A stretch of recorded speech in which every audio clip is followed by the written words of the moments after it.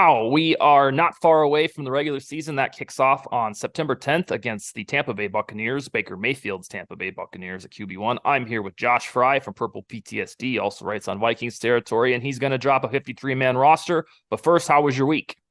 It's been good, man. It's a little hot out here in Minnesota right now. I'm sure it's the same over in Sioux Falls for you, Mm-hmm. but it's been a week, and I'm glad we're getting closer to the regular season because preseason football is great and all, but ready to get to the real thing. I'm with you. My wife and I went to one of her coworkers' weddings in Atlanta last week. It's only why I only had 3 shows on this program, and it was hotter here than Yep. Atlanta, and it's like, of course it is. So, Of course. Yeah. yep. That's how it goes.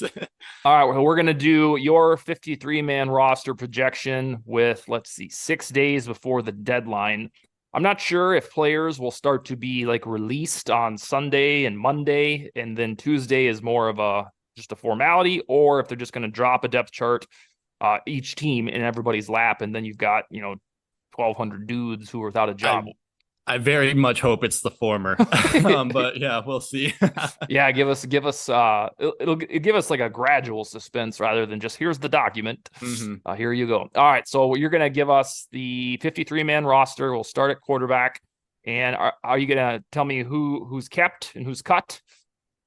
Yeah, Is yep. that fair? That's Okay. yep, let's do that. All right. Well, we start at quarterback. I think we know who two of them are for locks, but go ahead, good sir. Yeah, I think they're going to keep all three: Kirk Okay. Cousins, Nick Mullins, and Jaron Hall. I don't really feel like there's a point to cut Jaron Hall because one, I feel like he'd get snatched up on waivers very quickly, based on what we've seen in preseason so far to this point.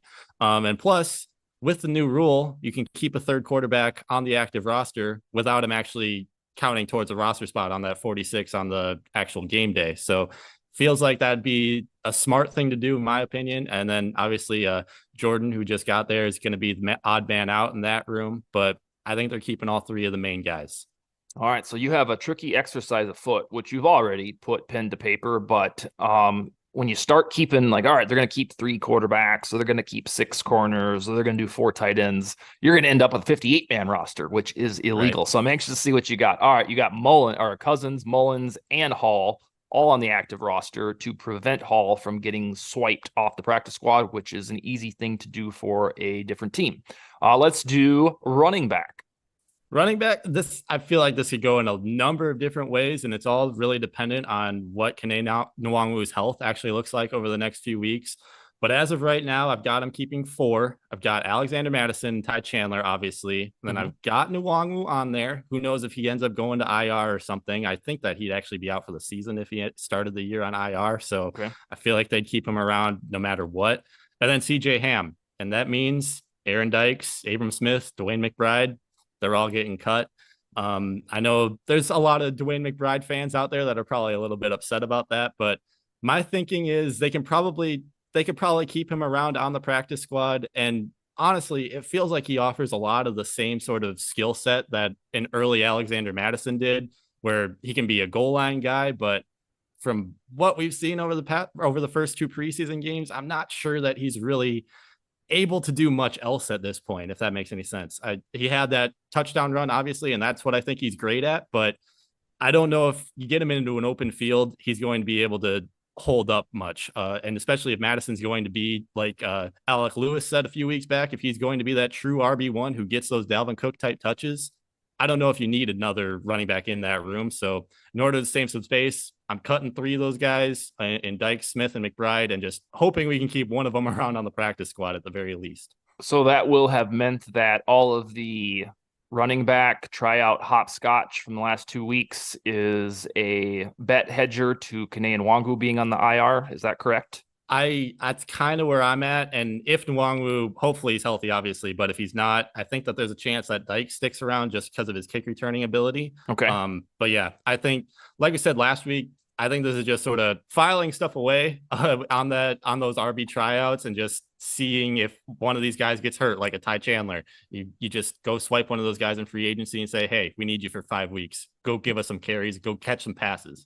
All right. So It's Madison and Wangu, or Madison, Chandler, and Wangu, CJ Ham at fullback. That brings us to wide Yep. receiver, which could be like the climax of the show, but we'll get it out of the way now. Who are your 5 or 6 guys I've, that are kept? I've got 6 of them. You do? Okay. Obviously, Justin Jefferson, KJ Osborne, Jordan Addison. Jalen Naylor sticks around. He hasn't practiced much, but I think based on what we saw this offseason, mandatory minicamp, OTAs, all the praise that he got from the entire coaching staff over the past few months, I think that he's a lock to stick around as well as that wide receiver 4. Mhm. And then I'm keeping Jalen Reagor around. There's an argument to be made that he could be a cut candidate based on having a similar sort of ability to Jalen Naylor. They're pretty redundant, but I with that guaranteed money, and you cut him and lose absolutely all of it. I just don't think that they'd be willing to do that. So I keep him around. And then Brandon Powell, to me at least, it feels like he's locked up that punt returner job. Reagor didn't get any reps in the last preseason game, and it all went to Powell. So I think that he's pretty much locked that up. So I'm keeping him around as well. In the odd man out are N'Keal Harry. Yep. I guess some would say Tristan Jackson. All the rest And of the dudes. Yeah. okay. Yep. Blake Blake Kroll. Grill, all those guys. Yeah. Okay. And then Tristan and Prohl or somebody to practice squad. I think Tristan especially is going to be a guy that they're looking to keep around on the practice squad, because in the practices that I've seen, at least, it looks like he's doing pretty damn well, and he's definitely made a case for himself. And then that second preseason game, he had a couple catches too. So I think they're going to try to keep him around on the practice squad for sure, and then probably Prohl as well. Yeah, he's a summer mini legend. He's always doing cool stuff, making cool catches. And then we almost thought we lost him for the year, but it turns out it was just like a 1 week long thing. All right, so wide receivers are spoken for, 6 of them. The 4 biggies, obvious, plus Reagor, plus Powell. I'll let you tackle offensive line, or let's do tight end first. Tight end. Mm-hmm. I'm loading up that room too. I'm keeping 4 of them. I'm keeping all 4 of those. I mean, Colin Thompson and Ben Sims have made a bit of a case to stick around as well, but I'm going Nick Muse just because he's been there. He's a crazy draft pick, all that good stuff. And then obviously Hawkinson, Oliver, Munt, the praise that Munt got from Kevin O'Connell last week as the best tight end 3 in the country. I think that he's going to be, I think he's a lock. I think he's safe on the roster as well. So we're keeping 4. I don't know if that's necessarily how it'll go down in the end, especially if they want to keep some of these extra defenders around, but that's where I'm rolling right now. I think your projection is going to be everybody's favorite, because so far you've bowed to the demands of keeping Hall, keeping 6 wide receivers, keeping Muse. We'll see what we have in store for us when we get to, I think, cornerback would be the other big one to see if they can keep Najee Thompson. All right, however you want to tackle the offensive line, go for it. I don't know if you want to go tackle, guard, center, or just announce them all. Yeah, so I organized it offensive tackle and then in here offensive line. So we'll go offensive tackle first. Christian Darrisaw, Brian O'Neill, obviously. And then I'm actually switching Blake Brandel back over to that tackle spot. I just feel like that's where he's best suited. He had some good reps there, but with Ali Udo, who I think they're going to cut after that second preseason game, I think that they're going to need to switch him back over that tackle. And then Vidarian Lowe too. He's been very good over the past few weeks, so I think they're going to keep him around as well. And then the cuts would be DeLauro, Okorafor, Udo, and then Jared Williams. Okay, so notably, you do have Udo finally chopped, and he's been with the Vikings since 2019. Mm-hmm. So that would be a cut of a dude that's all of a sudden kind of an elder statesman on this roster. What about guard and center? This is another tricky one, honestly, because again, it comes down to, is Chris Reed going to be healthy in time for week 1? Yeah. Right now, I have him on the outside looking in. Honestly, I have Ezra Cleveland, Garrett Bradbury, Ed Ingram, usual starting 3, and then Austin Schlottman. And right now, I have Alan Ali in there. Do you really? As that other guard? Yeah, I think over those. He hasn't done much in terms of pass protection, but I mean, they're keeping Ed Ingram around. He didn't play in that second preseason game at all. So, and he's not very good at pass protection either. So I feel like they're going to keep him. I think they're going to keep Ali just because he's a maniac in run blocking. He's been a stud over the past 2 preseason games, and I really like what I've seen out of him. But I'd also be open to going and getting an outside guy for that 5th spot as well, if it's a Dalton Reisner or somebody else in free agency. But right now I've got Chris Reed, Jack Snyder, Josh Sokol. Those are the 3 guys that I've got cut. All right. If you're keeping score at home, how does Josh keep Jaron Hall, 6 wide receivers and 4 tight ends? The 2 early byproducts are Oli Udo and Chris Reed on the outside looking in. Those are the types of moves you have to make if you want to keep all of the suddenly popular candidates. All right. I think that is the offense, correct? That would be everybody for offense. I got 26 on there right now. So Okay. yeah, Got some nice equity. All right. Do you have defensive line or do you have it broken out by edge and D tackle? I have it broken out. It's outside linebacker, defensive Okay. line, and then off ball. Okay. So outside linebacker first, obviously Daniil Hunter, Marcus Davenport. They're keeping those guys. And then I do have them keeping DJ Wanham around. I know he's been a bit of a popular cut candidate because they can save some money, but he hasn't played at all in the first 2 preseason games, and Yeah. that makes me feel like that his roster spot is safe. And then I've also got Patrick Jones, Luigi Villain as well at that spot. Andre Carter, he was given the contract, and I still think he can be a really good pass rusher, but I think he needs a little bit more development, and I think they're going to be hoping to keep him on that practice squad. And then Tanner Vallejo as well is going to be on the outside looking in. So on Carter, we had the big UDFA splashes with Ivan Pace and Carter, and in the real world, you're lucky if one of those splashes, so-called splashes, works out. So it makes all the sense in the world that Pace has been the emergent one, and you can't quite have everybody as a UDFA. Even if we've blown the horn on them all summer, Carter, the second on the outside looking in. The reason, indeed, that Wanham is theorized on roster cuts is because he's one of the few dudes that can be released and then you save 2-point-something million. And to your point, I can't remember last year when Armin Watts and Amir Smith Marset were cut. I can't remember if they played in the first couple preseason games because I don't remember either. If I'm looking, I know probably go back and look. Yeah, I'm pretty sure Smith Marset did, but yeah, I'm not sure about Armin Watts. That'd be something to pay attention to for sure. Yeah, because I'm right there with you on the theory that if they're not going to play certain dudes, that means they're safe. That's the O'Connell way, kind of passed down from McVay. But if we go back and look at the first 2 preseason games last year and Armin Watts didn't play at all, then we'd start to be like, all right, well, maybe this is a little flimsy. But Wanham safe, Carter on the outside looking in would be the somewhat big takeaway for folks who are really deep in the weeds of shows like this. What about the interior defensive line? Interior defensive line, I'm keeping 5 there as well. I've got Dean Lowry, Harrison Phillips, Kyrus Tonga. Those are the 3 guys that I think are going to be the starters heading into the season. And then Jaquelin Roy, he's been getting first team reps apparently. Yesterday, Alec Lewis had a report that he was getting a lot of first team reps at the walkthrough practice. Might not mean a ton considering it was a walkthrough, but still pretty notable nonetheless. And I feel like his roster spot is safe. And then I've also got Asizi Otomoewo on there as well. Another crazy draft pick. I think that with a little bit more development, he can be a pretty decent pass rusher there as well, run stopper.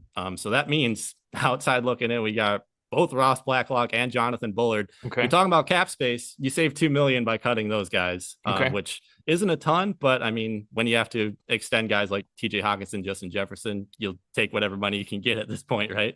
And then Junior Aho, Calvin Avery, TJ Smith. Okay. The takeaway here, because I did not help Josh make this, is that even with James Lynch hurt for the season, the depth guys, Bullard and Blacklock, don't make the cut in favor, I guess, of the youth movement in Roy and how do you say it? I think it's Otomoewo, but okay. I might be wrong on that. Yeah. I always just say Asizi to play it safe. Yep, Asizi. Yeah, we'll just I don't even know if that's right. All right, so veteran depth is chopped on the defensive line. What do you have at off-ball linebacker? You got 4? I've got 3. 3. Okay.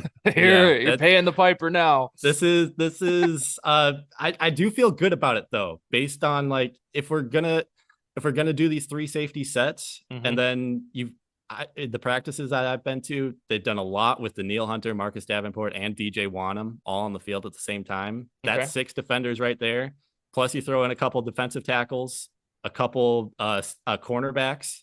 You've only got 1 spot out there for an off-ball linebacker. And I mean, I've got Jordan Hicks, Brian Asamoah, and Ivan Pace, which means Troy Dye, Wilson Huber, and Troy Reeder. They're all getting the cut. But it might seem crazy. I went back and looked at past Brian Flores' depth charts, though. 2019, it was 6 corners, 5 safeties, 9 linebackers total between outside and off-ball.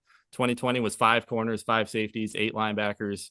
2021 was 8 corners, 5 Wow. safeties, and only 7 linebackers. So Okay. we're giving him an extra linebacker here based Yeah. on his history. So I feel like it's not the craziest thing in the world if they only keep 3 and have 8 total between outside and off ball. So that's why I ended up going with that. Did you discern during those research travels if he kept only 3 off balls? I think in 2021 he actually only had 2 off balls. Really? and Okay. it was all outside. Yeah. Okay. So yeah, it seems crazy, but I feel pretty good about it. Hey, Brian Flores is crazy, man. He does whatever he wants on that defensive side of the ball. So yeah. No, that is my personal biggest learning point from the show with you today, is that if one can get away with that, and that is sensible and has documented proof from the past, then that might be how some of these items are solved, that they only keep 3 off-ball linebackers because they plan to have a bonanza of, hybrids like Lewis Cine and stuff that, kind of feel like linebackers at safety. So yeah, 3 linebackers in this, my friends, guys and gals, is how he can afford with keeping all of these hot summer guys. Which brings us to cornerback. You've got most of the roster, a couple surprises there, but we're here for it. Cornerbacks are the locks. Byron Murphy. I think Mekhi Blackman could be considered a lock. Oh, who else would be a bona fide lock? Caleb Evans. Caleb Evans, yeah. Yep, after those 3, I'm guessing Booth is a lock for this regime, even though he hasn't looked great. I'll stop talking on cornerback. You tell me what you got. Yeah, so obviously Byron Murphy, Andrew Booth, Caleb Evans, and Mekhi Blackman. But I do think if there's one position where I hope they keep some veterans around, it's cornerback spot with how inexperienced that room is. So I have Johan Williams in there as well. Mm-hmm. And then Najee Thompson, I know he's in concussion protocol right now. It's kind of up in the air if he's going to play this weekend against the Cardinals. But between what he did in those first 2 preseasons as a punt gunner, like, the way for an undrafted rookie is to make a 53-man roster is show out on special teams, and he has done that over the past couple of weeks. So I have him in there as a 6th corner, which means Kalen Barnes, CJ Colden, Tay Gowan, unfortunately, and Jalen Williams are going to be on the outside looking in here. Hurts my heart to cut Tay Gowan, but with what Najee Thompson has done over the past couple of weeks, it kind of feels like his roster spot is secure. So had to do it. Hopefully they keep him around on the practice squad. So is that 6? That is 6. Yep. Okay. 6 wide receivers, 6 cornerbacks. We're going all out there. No, as long as you found a reasonable way to do it. And on my show with McKinney last night, I was telling the group about how we could get away with 3 off balls, like we talked about a few minutes ago, because that is it can be the Brian Flores way. So tip of the cap for that theory. Let's see if it pans out. On Najee Thompson, did you do the thing where you scrolled back on his Twitter to around draft time when he said he's the best special teamer in the country? I didn't see that. Yeah. No, that's but he's living up to that one. Yeah. In March something, the homie Yannick Eckhart sent me the tweet about a week ago. And it kind of reminded me of the Ivan Pace Instagram thing where he said, y'all fucked up. And with Najee Thompson, he's pounding his chest saying, I'm the best special teamers. And it seems like we have 2 guys that aren't afraid to speak their mind and then back it up, at least in training camp in the preseason. Yeah, no, they both are living up to it. So I'm here for it. Yeah, so am I. All right. So safeties is, I think, less dramatic than in a few of these positions. Who do you have at safety? Probably a bunch. Yeah, I mean, I've got him keeping 5. Brian Flores did it every single year in Miami, and I think he's going to do it again. Obviously, talent changes things a little bit, and Kevin O'Connell being the actual head coach versus him being the defensive coordinator might shake things up. But I got 5 safeties: Harrison Smith, Cam Bynum, obviously, Josh Metellus, Lewis Cine, and Jay Ward. I think between preseason and the fact that they're going to be running these 3 safety sets all the time, it seems like all 5 of them are going to stick around. Lewis Cine and Jay Ward, obviously quasi draft pick, so I don't think they're there. They're going to be on the outside looking in. And then Josh Metellus, he's just the do-it-all guy that can. I think there's a couple. I think it was Matt Fries yesterday actually listed him as a slot corner on his 53-man projection. So that would be that's an interesting thing to me too. So if he's actually looking to play more of the cornerback role rather than a true safety, that'd be really interesting to see as well. But Theo Jackson's the only cut in this room. Okay. And then do you have Jay Ward? Remember coming out of the draft, or at least when the Vikings selected him, we weren't sure if he was going to play more of a safety or corner. Do you think if he does play, it'll be safety or corner? It seems like he's been trending a little bit towards more of a corner role. I know at LSU, he just played literally every single position. Like that dude, I think he was even like a de facto linebacker for some of their snaps too, which is crazy considering his size, but he was able to do it. But yeah, he's just a do it all guy. Josh Metellus as well. So I don't see a reason for them not to keep 5 around. When you were talking just a second ago about Metellus sneaking into the slot some of the time or whatnot, it reminded me of the 2019 playoff game against the Saints when the Vikings threw Sendejo on Oh yeah. Michael Thomas, and it worked. And it was Yep. like, how on earth would that have worked? And how did Zimmer know to do it? And then how did it work after the fact? I mean, it was an absolute shutdown, but at that time, that was peak of the powers. Michael Thomas and Andrew Sendejo Right. was just a man's man, hard hitting safety. But I digress.